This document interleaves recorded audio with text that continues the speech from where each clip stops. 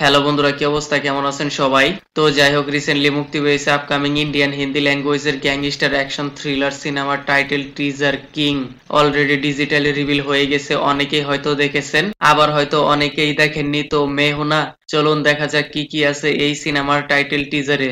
বাইসাপ at first happy birthday SRK ইয়ানি শাহরুখ খান তার বার্থডেতে তার নেক্সট আপকামিং মুভি কিং সিনেমার টাইটেল রিভিল করেছে। কিছুদিন আগে প্রভাসের বার্থডেতে ফৌজি সিনেমার অ্যানাউন্সমেন্ট টিজার রিলিজ করেছিল। সেইখানে ভিজুয়ালি কোনো কিছুই দেখতে পাওয়া যায়নি। অনেকেই পছন্দ করেছে, আবার অনেকেই সমালোচনাও করেছে। তো কই বাত নেই, এইবার কিং খানের বার্থডেতে তার অডিয়েন্সদের উপহার হিসেবে এই ভিডিও পাবলিশ করেছে। সেইখানে ভিজুয়ালি জবরদস্ত অ্যাকশন ফাইটিং সিকোয়েন্স এন্ড তার সাথে দমদার ডায়লগ ডেলিভারিও রয়েছে। আর এই সিনেমার অ্যানাউন্সমেন্ট ভিডিও যেভাবে প্রেজেন্টেশন করেছে রিয়েলি এক্সিলেন্ট লেগেছে। শাহরুখ খানের লুকস, পার্সোনালিটি, কোয়ালিটি, ড্যাশিং একদম জবরদস্ত দেখতে পাওয়া গেছে। 60 বছর বয়সে তাকে যেভাবে প্রেজেন্টেশন করেছে really looking so wow fantastic. আর এই ভিডিও দেখে মনে হচ্ছে শাহরুখ খান কোন গ্যাংস্টার আন্ডারওয়ার্ল্ডের ডন, সবাই তাকে কিং নামেই জানে। আবার এইখানে তাকে সেন্ট্রাল জেল থেকে বের হতে দেখা যাচ্ছে। গেস করেন ভাই লোক, তার রোল কি হতে পারে? এক্সাক্ট তার রোল কি হবে তা তো টিজার ট্রেলার আসলেই বোঝা যাবে। তারপরও তার ডায়লগ শুনে বোঝা যায় বহুত সারে কোন সৌদে সময় বদনাম আর দুনিয়া দিয়েছে তার এক নাম। আর যেভাবে এই টাইটেলের মধ্যে ব্যাডাস ব্রুটাল অ্যাকশন সিকোয়েন্স দেখানো হয়েছে রিয়েলি মাইন্ড ব্লোয়িং।